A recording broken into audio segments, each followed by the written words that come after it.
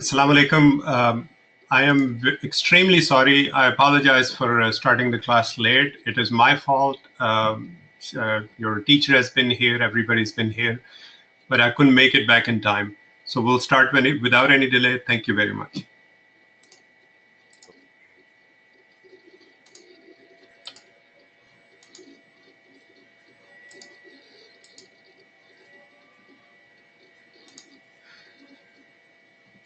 My apologies, Shehzad Sahab. You can start when you're ready, sir.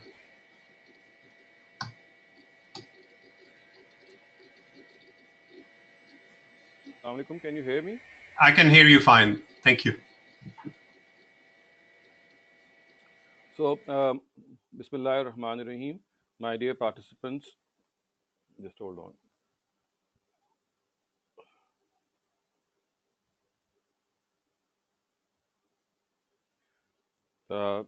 I was just starting my Facebook telecast, so I'll just have to start again. Bismillah ar-Rahman ar-Rahim. My dear participants, welcome to this session of our study circle, which is a weekly affair, and we have been discussing various issues in these past sessions and these past weeks, and I do hope that they have been of some benefit to you all. As has been the case in general, we do discuss something of a some moral value or some attitude building issue, which all of us as Muslims and as human beings require the foremost. And later on, we also discuss some common misconception regarding Islam. So today, the topic that I've selected for my first session is regarding anger management. So as you all would know that anger is an emotion which gets the better of each one of us many a time.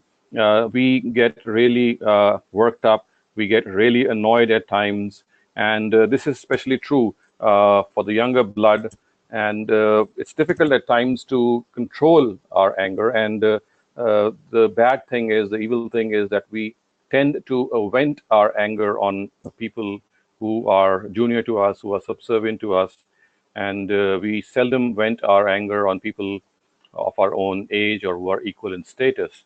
And this emotion is so strong, it's so dominating, that at times we end up doing things which we are absolutely ashamed of, and things can get really worse. And beyond verbal abuse, we end up at times hitting the other person. And we all know that anger even takes us as far as to take the life of another person. So this is something that we come across almost every day. And let me also tell you that anger at the right or opportune time is something of a very commendable nature.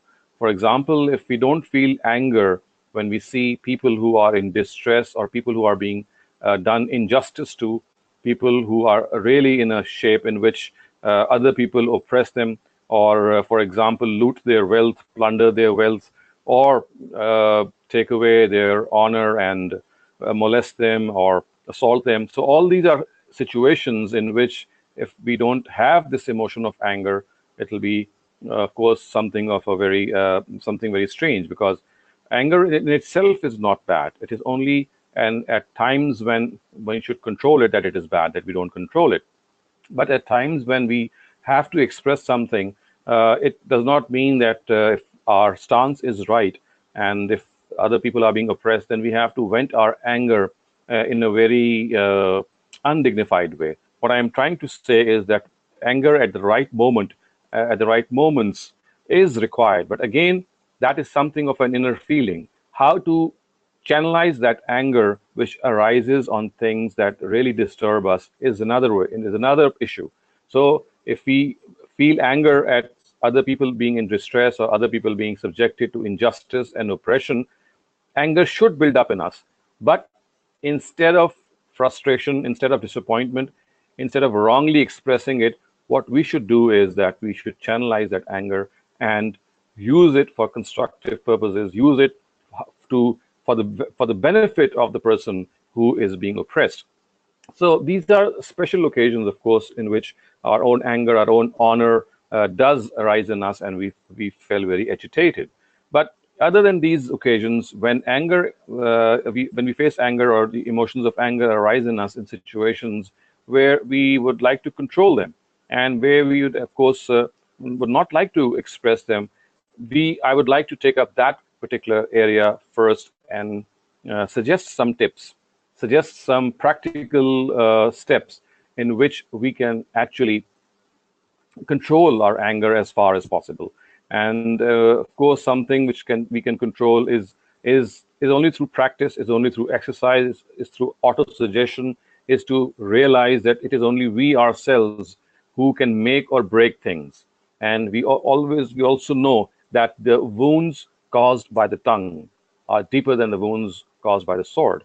Because when we hurt the people, when we express our anger in a very bad and a mean way, this, of course, leaves scars in our relationships between other people.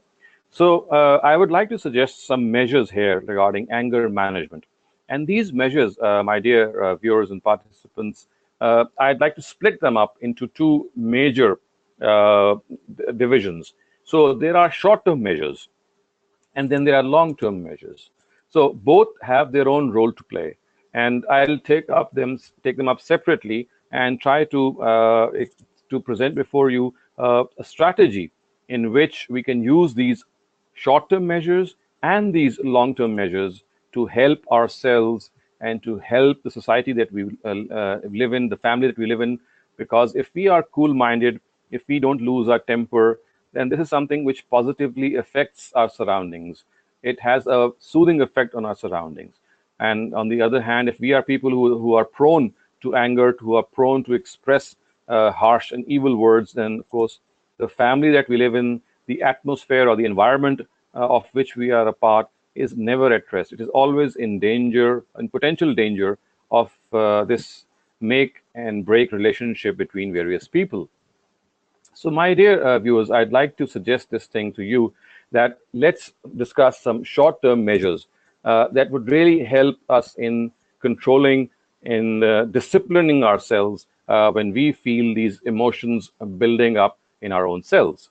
Uh, as far as these short term measures, which I'm about to suggest to you, are concerned, most of them relate to delaying our reaction. So, you see, when we are angry, we would like to react. Something in us, the adrenaline pumps in us, and the blood flows very fast in the arteries, and the heart starts to beat very fast. And the natural outcome of this biological reaction is that we would like to do something. So the short-term measures are all related to delaying our reaction as far as possible. So, for example, the first very common short-term measure which is suggested is that we should change our posture as soon as we get angry. If we are sitting, we should stand up. If we are standing, we should sit down, or just change our posture. Because you see, when we change our posture, the reaction time increases. Similarly, if you are able to drink a glass of water, that also helps, because again, when we drink a glass of water or do something which diverts our attention, it again delays the reaction that we would like to express. Another short-term measure is that we should draw long breaths, like deep breathing. This is something which soothes and calms down our own bodies, which are in a state of tremendous agitation and unrest when we are angry. Still another measure in this regard is to change our location if possible. For example, if we are angry and we are in a particular room, it's best to go out of that place, leave that place, go into some other room, just walk out of that place so that things get cool, they are cooled down.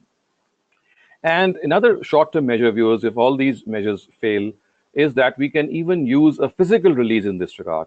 And this physical release is that we can, for example, pick up a bat or anything and start hitting a pillow or anything which is of soft nature, so that the emotions that we are built up in us, if they are not finding a way of expression, if we are hitting a pillow or a bed sheet or a bed or a sofa, of course, we'll be ruining that thing. But again, that will protect us, that will protect our environment and our atmosphere from that anger expressing itself in an evil way, in an evil shape towards other beings. So this physical release also helps. it has been suggested by many psychologists that this physical release is something which again, as I said, that the previous measures delay our reaction, but this physical release is something in which, in spite of delaying our reaction, if those emotions still don't go away, so we just we just express and vent out our emotions by that physical release, by hitting a sofa or a pillow or anything with any hard object like a bat or something of similar nature. So these, my dear participants, are basically short-term measures. These short-term measures are very helpful, as I said, in stopping us for immediately expressing our anger and venting our emotions. And the physical release element, of course, is something which can also help us significantly if these delayed reaction strategies are not working. Let me now move on to the long-term measures. These long-term measures, as I said, they, of course, are primarily related to autosuggestion, in which we suggest ourselves in advance, if we take certain measures in advance, that whenever that crunch time arises, whenever that anger builds up, how are we to behave? So the short-term measures arise immediately when that anger builds up in us. But these long-term measures, which I'm now going to suggest, they all relate to planning for the future. They all relate to planning for the fact that whenever we get angry in future, we'll tell ourselves in certain ways that we should control our anger. The first short-term measure, viewers, is very similar to one of the measures which I suggested last week regarding being patient. And that is that we have to evaluate our trigger points. You see, all of us know what makes us angry, what makes that anger build up in us. There are situations which are very common. Of course, there are certain situations in which we get angry all by chance, by accident, or suddenly, and that anger gets the better of ourselves. But besides those accidental situations, we know that there is a pattern in our lives. There is a general pattern in our lives. We have a certain disposition. We have certain habits. We are living in a certain family, a certain environment, and we know the things that bother us. So that those trigger situations, those trigger points, those points of bother should be mentally noted by us much before that anger arises in normal situations, because that will help us in analyzing our own selves, in analyzing how we behave when that crunch time arises. So, for example, if people get angry when they see other people not coming on time, or when they see something which goes against their own view, or which if they find someone misbehaving with them, all these are various scenarios. I'm not just counting a couple of them. I'm not giving an exhaustive list. The fact is that these scenarios arise and make us this impatience arise in us. So the first long-term measure is that we must try to jot down those trigger points and suggest to ourselves in advance that whenever this crunch time arises, I am going to behave in a more disciplined way, because expressing or venting anger is no solution to the problem that we are facing. We need to have a better solution. The second long-term measure, my dear viewers, is that we have to understand that the scheme of the Almighty is not always the same as we think it should be. So one of the reasons that we get angry is that something unexpected comes before us. We are not expecting a certain happening, and it suddenly comes before us. For example, there's some failures which are associated. We might suffer some losses in our businesses. We might come across something which really annoys us because we have lost something in a very big way. But as I said, we have to understand that if things are not happening the way we would like them to happen, we have to make this mental note that not everything is going to happen the way we want it to happen. The Almighty has a grand scheme of things, and things happen according to that grand scheme of things. And when it happens according to that grand scheme of things, then we at times do face unexpected situations. So we have to train ourselves, educate ourselves beforehand that the grand scheme of God is something which is going to prevail in the end. And if something comes up which in our view is against our own expectations, we have to make this analysis. We have to soothe ourselves. We have to satisfy ourselves by saying that whatever we expected, if that is not happening, then we have to actually accept the grand scheme of God, which is of course dominant, which of course prevails. We can do nothing before it. If he decides that someone has to go away from this world, no one can stop that happening to happen. Similarly is the case of other things. So we must, as I would like to say, synchronize our thinking with the thinking of God. And that is that we have to accept what God makes happen in an external world, and then we have to also analyze and show patience that whatever is happening by the Almighty is actually happening for our own benefit. At times we do not realize that benefit. At times we get very impatient, very annoyed, but then I think time and again all of us have realized that when we introspect, when we look back, we find that a lot of things which happened against our expectations, when they happened, we were very annoyed. But later on, we realized that there was some good which was hidden in that happening, and which at that time when it happened could not come to our own mind. But later on, we did realize that something very good actually was in store for us. The third suggestion in this regard that I'd like to give is that a long-term measure which helps us is that we should learn to forgive people.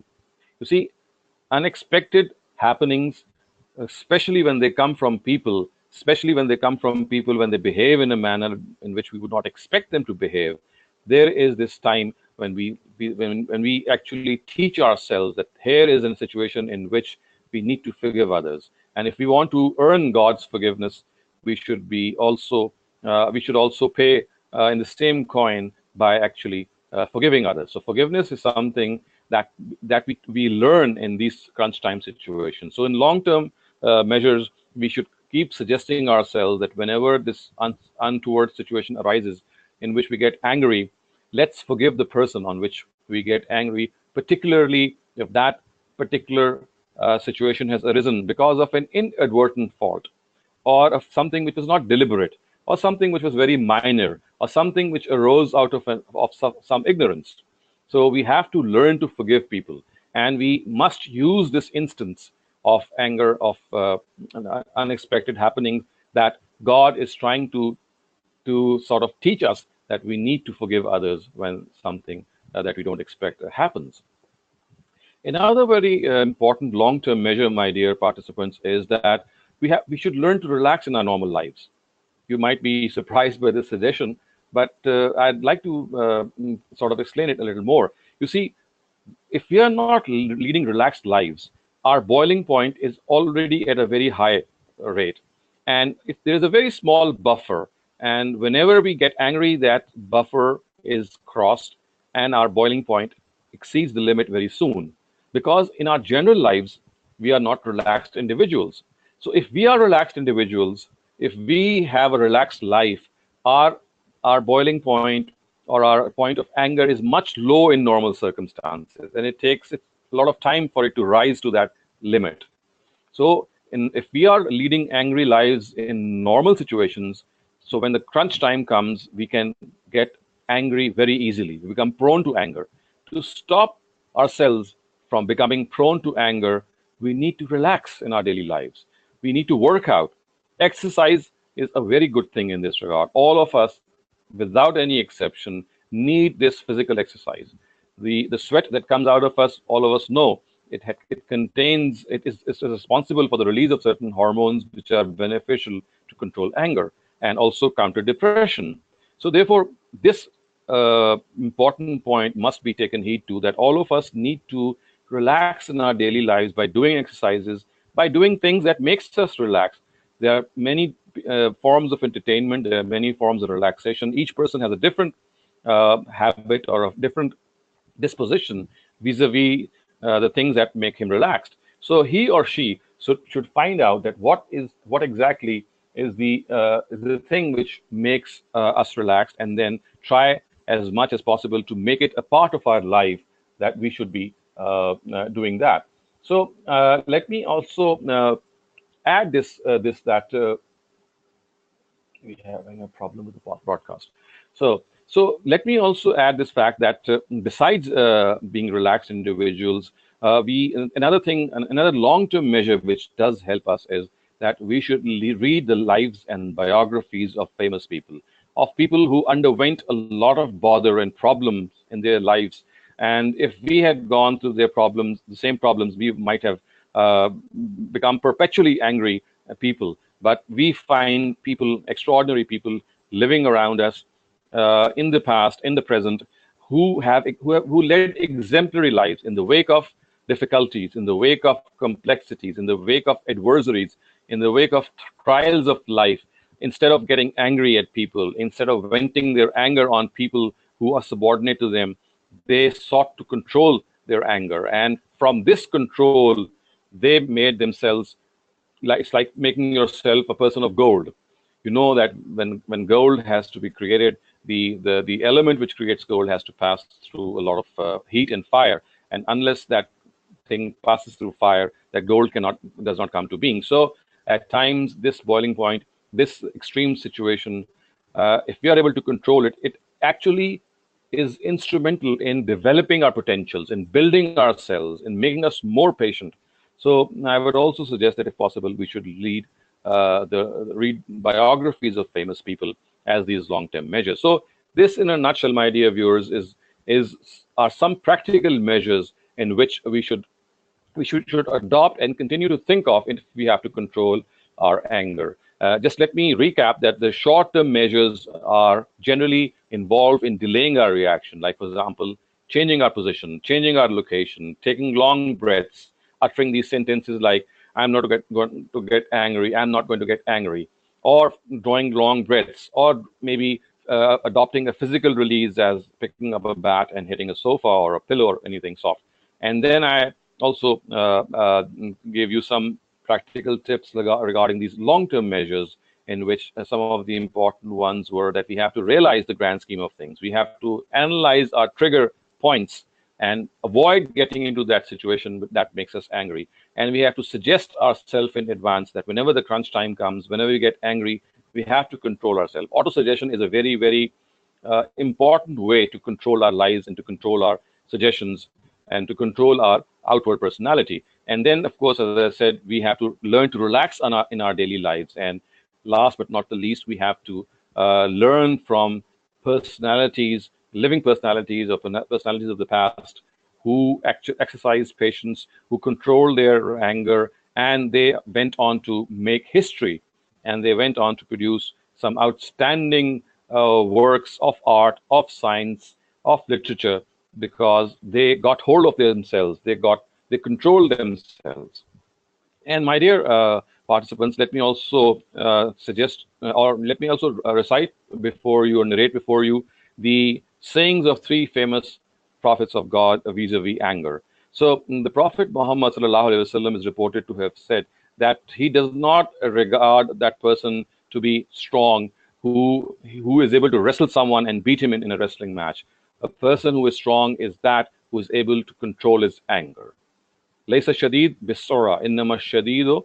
The fact is that a person who is strong is not a person who is actually defeating someone in a duel. A strong person is someone who controls his own self, his anger. And let me also recite before you, or give before you what famous other prophets of God have said. And I'm just going to take out that file in which Jesus, for example, is reported to have said certain things vis-a-vis anger management. So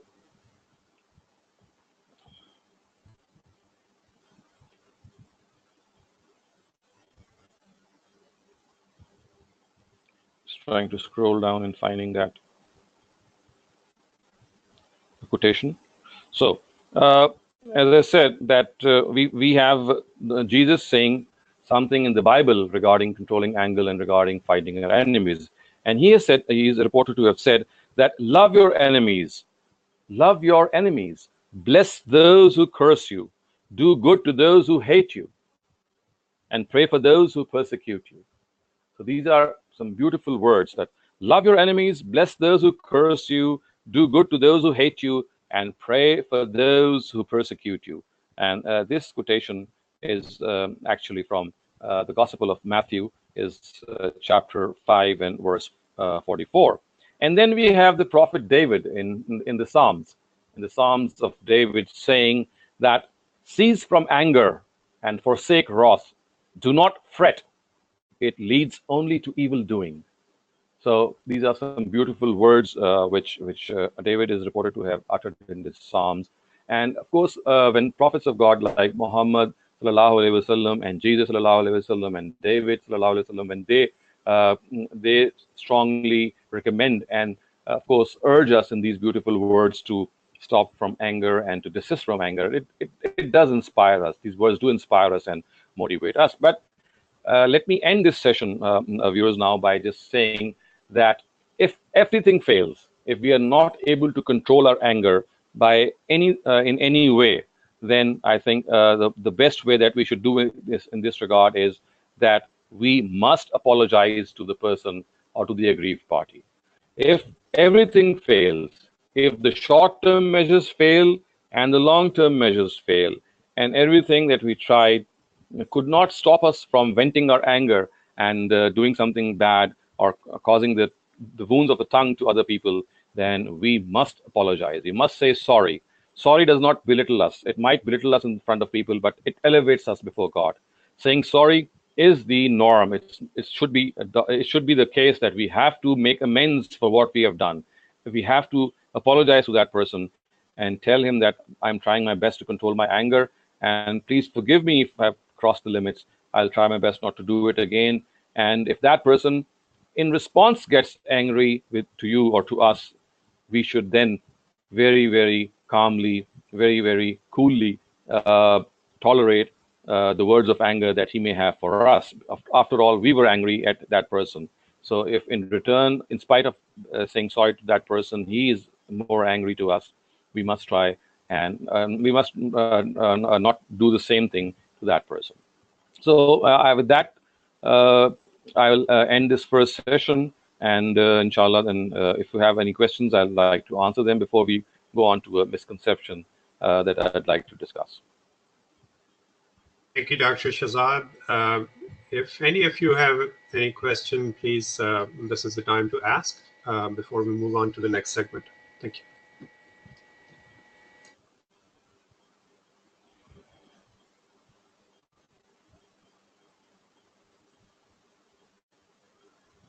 Shehzad, I think we can move on to the next. Okay.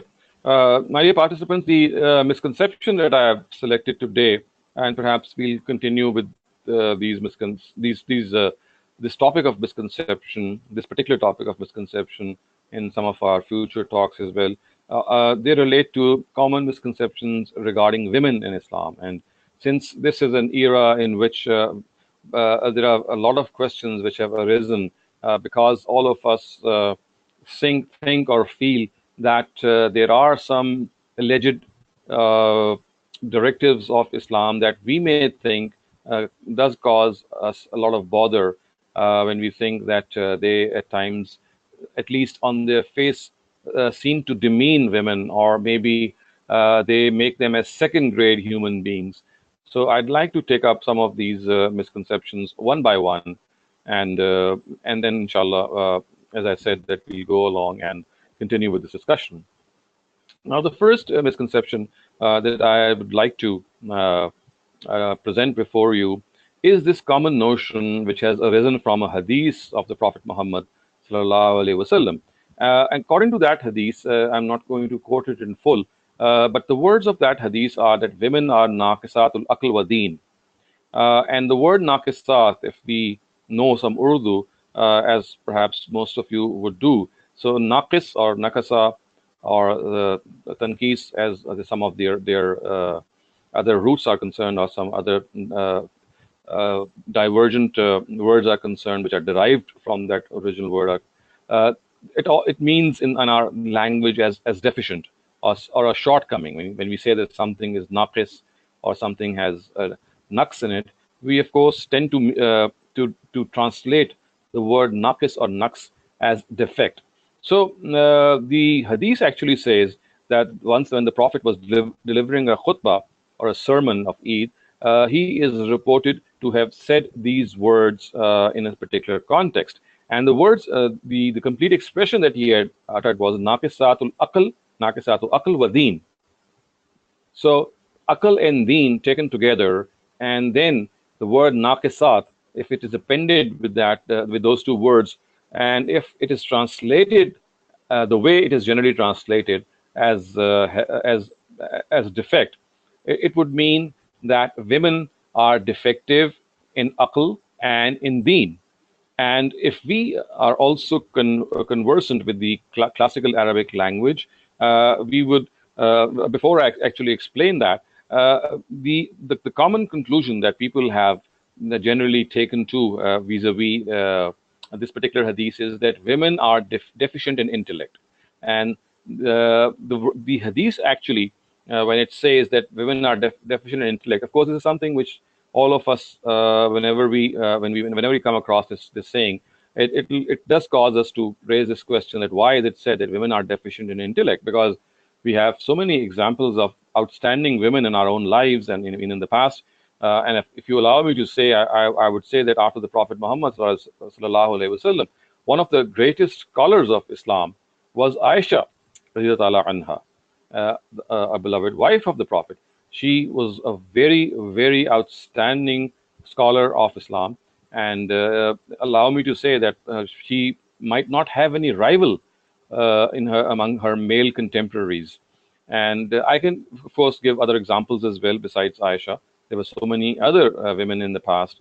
So when the Prophet is reported to have given this generic or this sweeping statement, as it looks on the face value that women are deficient in their intellect, it does have this, its repercussion, its bearing on all of us. And when we see that this is something which is not the case with so many women, and if it is the case with so many women, then why is it that women are addressed in the Quran and they are actually they are never addressed in the way that this particular narrative, if interpreted the way it is interpreted, is done so. So the key point here are there are two key points that need to be understood, that need to be kept before ourselves if we have to solve this hadith. So either there is something missing, or we are not getting to something which the Prophet had said, we are not actually making sense of it, or there is some reason or some truth to it. So there are, as I said, there are two key words that need to be understood.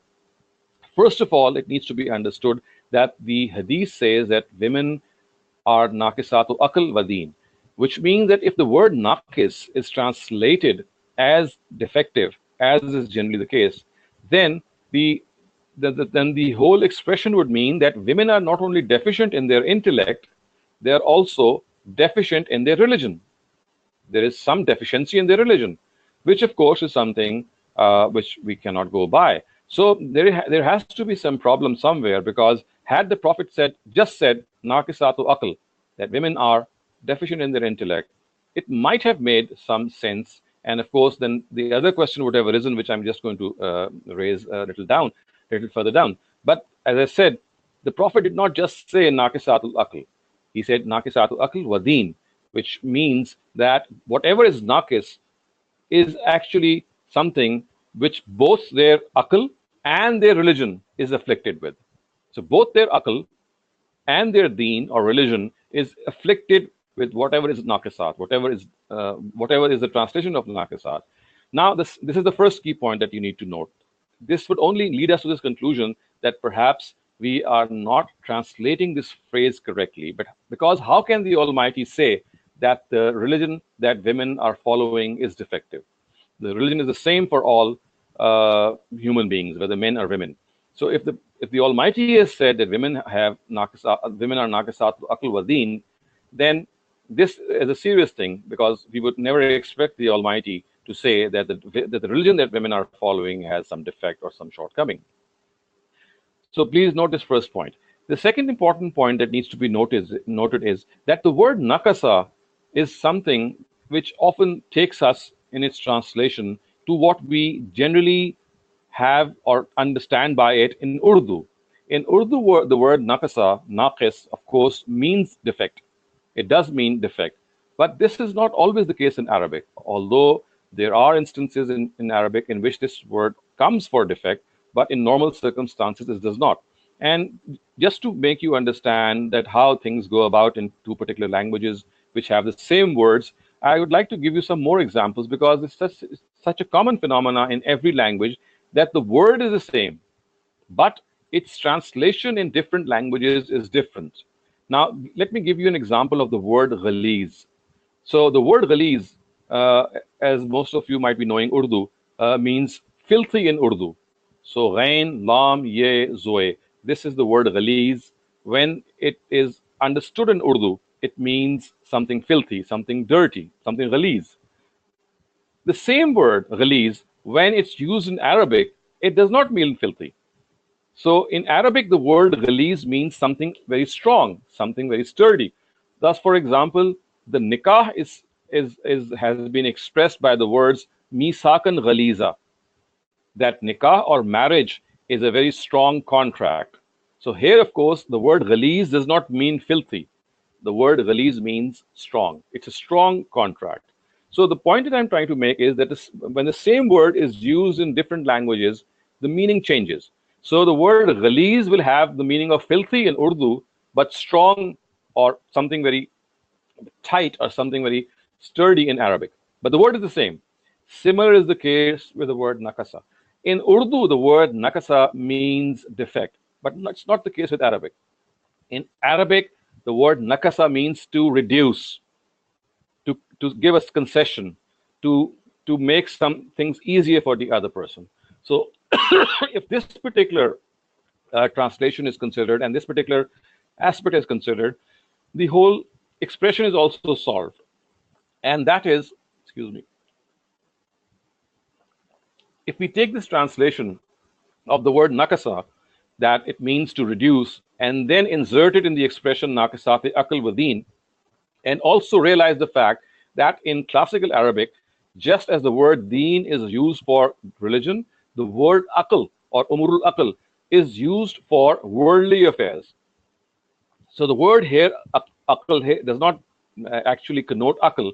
It actually, when used in conjunction with the word deen, signifies worldly affairs. And the word nakisa actually here means to reduce the responsibility of. So we would translate this expression as that women have been given reduction of responsibilities in religion as well as in worldly affairs. And this makes perfect sense. This because the hadith goes on to say this. When women were told that they are nakasatu akal wadeen, they actually asked from the Prophet that ma nuksanu dinina, what is this reduction in our religion?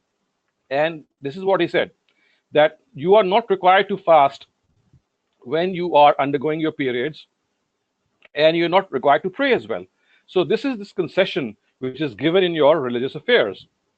And when they asked that what is this reduction or concession that we have been given in our worldly affairs, and the Prophet said the reduction is that you are not required in the first place to go and testify in front of courts. But if ever you need to go there, then you can take someone along with you, because in this atmosphere of the court, one of you might get disturbed and give a wrong witness. So as you can clearly see that this particular hadith is a case of a translation in which the Urdu meaning of certain words have gotten the better of the Arabic meaning. The Urdu meaning of defect actually is not the case here. Here the word nakasa means to reduce responsibility, to reduce the affairs in a certain manner. So when nakisatu akal wa deen taken together are translated, we can clearly say that what the Prophet is saying, that women are given certain reductions, certain concessions in their worldly affairs and in their religious affairs. And that's all what the Prophet meant to say. And instead of perhaps understanding this fact, we took the matter a little too far and ended up making this conclusion or concluding the fact that women are deficient in intellect, which the Prophet Muhammad never actually meant to say. So with this, I'd end this session and ask if any one of you would like to have any questions regarding this particular misconception. I know this is slightly technical in nature because it involves a certain Arabic background, but I've tried to make it as simple as possible by just letting you know that merely a wrong translation, merely this Urdu aspect of a word has taken the better of us and made us translate something which has a different meaning in Arabic. As I said, in Arabic there is a chance that both meanings exist. The defective meaning also exists, and the meaning of reduction also exists. It's the context and the usage which makes us decide that what is the meaning. But since we can clearly see that here if it is translated as a defect, then what would the meaning of a defective religion be? Whereas if we translate the word into concession, it easily solves the expression. But concession is something which is found both in worldly affairs as well as in religious affairs. So I'd like now to open the forum, and if you have any questions, this is the time to ask them.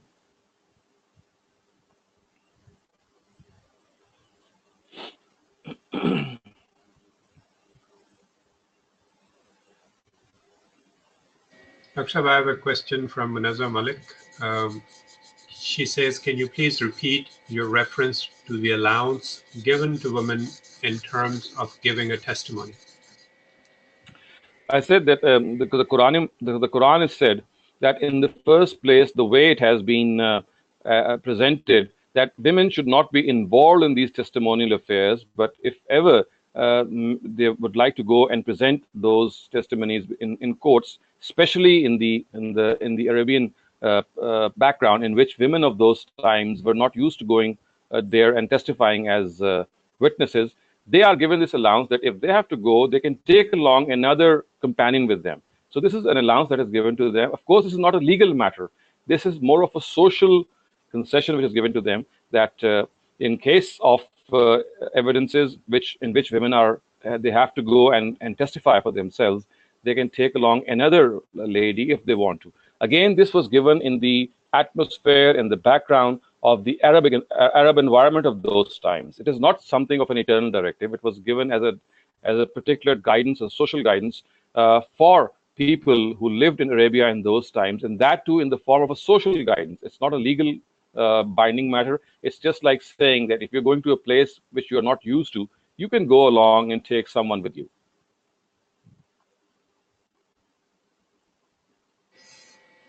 Thank you, Dr. Tawseef Faisal, if you can unmute your mic and go ahead with your question. This question is not regarding the akal, but another misconception about beating wives, that 434 verse of the Quran. What I have looked at, some of the scholars have translated, the three conditions, three things after you fear rebellion, and wadribuhunna. That translation, that you first you talk, then you separate bed, and then wadribuhunna. So some of the scholars have translated. Could I just interrupt you here? Actually, yeah. This is something which I'm going to take up separately in a separate session, because this is a very strong misconception, and it needs a detailed analysis of all the verses.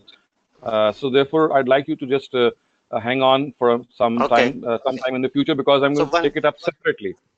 All right. One thing I just wanted to put before you was that some of the scholars have translated wadribuhunna as being separated, not beating.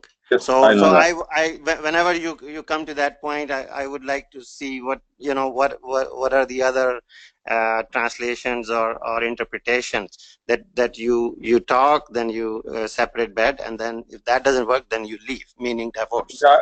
Inshallah, I'll do that. Yeah. I have it in mind, and I'll bring it up as a separate discussion point. All right. Thank you. Tahreem Sabe wants to know, are men ever given any reductions in religious or worldly affairs? They were not. Because, of course, this relates to something which is biological in its nature, and if women have periods and if they pass through their menstrual cycles, so this is something which is not of I would say, a handicap, which all of us would agree, which happens to men. So men have not been. This is something which only happens to women, as we all know. So therefore, in deference to this, that this is something. This is a situation in which women go through. They are given these concessions. It's a biological condition. Thank you, Dr.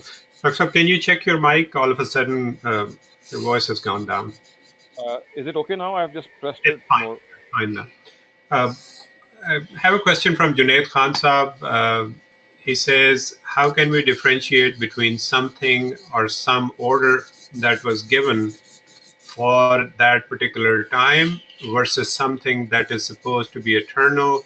And he continues, this is a follow-up to Dr. Saab's statement about women's testimony. Yes, actually, this is that needs to be understood that the directive by its own nature tells us that when it is given in a certain situation, whether it is temporary or not. I think I gave this example some weeks ago that, and I'll take it up again as well, that when the Prophet, for example, said one time that women need to travel with a mahram, and unless they travel with a mahram, they will be sinning because this is something of an obligation. So the reason for him to impose this condition of a mahram for travel was that in those times of Arabia, uh, it was the strife was rampant. Caravans would be looted, and therefore women needed protection. And as a result of this protection, the Prophet made it obligatory as the ruler of Muslims that women should not travel alone. Now, if that situation changes, for example, and it's not no longer the same, women don't travel by foot anymore. There are no caravans. They travel by air, and the environment is absolutely protective. So it's the job of a scholar, of a person who has incisive intellect. He can decipher that why did the Prophet give a certain directive, and if it was given in a certain situation, in certain circumstances, if those circumstances do not remain anymore, then how can the directive remain? Because it was contingent, it was conditional on certain circumstances. It would be like saying that if you go out, take an umbrella with you because it's raining. Now, what if it's not raining? Are we still to take an umbrella? So you see, it is the situation which has changed. It's now no longer raining, and it's not essential for us to take an umbrella along. The external environment was something which made us give this directive. So when a scholar of a person who studies the Quran, he has to study the situation in which verses are given, and it's from within the context and from within the situation that arises in the context that one is able to reach this conclusion that this actually pertains to a particular situation.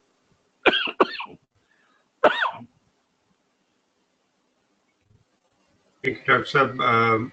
Shahid Ashrafi Saab is saying that, is there a common reference we can use to explain the different meaning of the word naqs in this hadith? Thank you.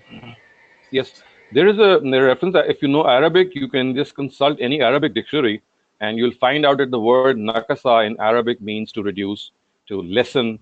So this is if you know, you can just pick up any Arabic dictionary. You can even Google Arabic English dictionaries in which you have Arabic words translated into English. So these dictionaries will give you this meaning in which as I have just described. So it's just a case of the Urdu meaning becoming dominant in our own minds, because in Urdu the word nakasa means so. So you can find a reference in any good Arabic dictionary. If you know Arabic, you can consult an Arabic to Arabic dictionary. If you're not well versed with Arabic, then you can just look up an Arabic to English dictionary.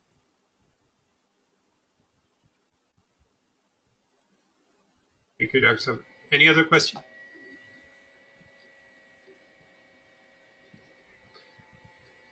We have 4 minutes remaining, Dr. Saab, and there are no more questions. We can end the class. But we have a question from Taj Khan Saab. Taj Saab, go ahead and unmute your mic, please. Assalamu alaikum. My question relates to the last comment that Dr. Saab made about interpretation made by scholars. Nowadays we travel by cars and buses and trains and airplanes. So and we are still allowed to pray 2 rakats when we are traveling rather than 4. And I'm wondering if that research type of thing would apply to these situations that we have, because it's not as difficult to travel as it used to be. So we can continue to pray 4 rakats rather than 2. Yes, you're absolutely right. The concession that was given regarding the Qasr prayer related to the discomfort of a journey. And in this discomfort, of course, it related to the mental discomfort which a person goes through when he is traveling. So if there is this situation in which traveling by car or traveling by aeroplane or by any other means in which we do not feel that discomfort, then it is all the more recommended that we pray the full prayer. The concession should be availed in times when that discomfort is there. And it varies from person to person, situation to situation. Means of transport, of course, also plays its role. So all these situations should be analyzed and evaluated. And then if we think that discomfort is no longer there and we feel comfortable as if we are praying in our own home, as if we are at home, then it is advisable to pray the full prayer. It's only in circumstances in which we are in discomfort or we are in disarray that it is recommended to use this concession. Taisab, does that answer your question? Yes and no, because I think I have always heard from various scholars that this permission is given, and it's more like a requirement rather than a permission, and then you have to do it that way. So that was my understanding, but this changes quite a bit. I'm traveling right now. I'm in Pakistan, and I'm sitting in a hotel room, and it's very easy for me to pray 4 rakats, as easy as praying 2 rakats. So I don't know why in this misunderstanding started, or why these ulamas have been telling us that if you travel, no matter what, you should pray 2 rakats. Actually, the reason is that we need to understand from our own common sense that concessions are always concession. They are something which we can avail. They never become binding. And concessions are given in certain circumstances. For example, if the circumstance changes, the concession will no longer remain because that concession was given in a particular circumstance. And if the circumstance is not there, how can the concession be there? So we need to understand that concessions are contingent, they are dependent on circumstances. And if the circumstances change, we need to reevaluate. And the reason that we have stopped reevaluating is that over the past 1,000 years, Muslims have stopped using their intellect and their minds in understanding religion. They actually understand religion more through the statements of our previous scholars than by using their own intellect and their own sense. As I said, that concession is something which is dependent on circumstances. When the Prophet said, do this, he knew that there is a problem with people that they cannot pray full because of the discomfort of the journey that they're undergoing. And when the discomfort no longer is there, how can the concession still remain?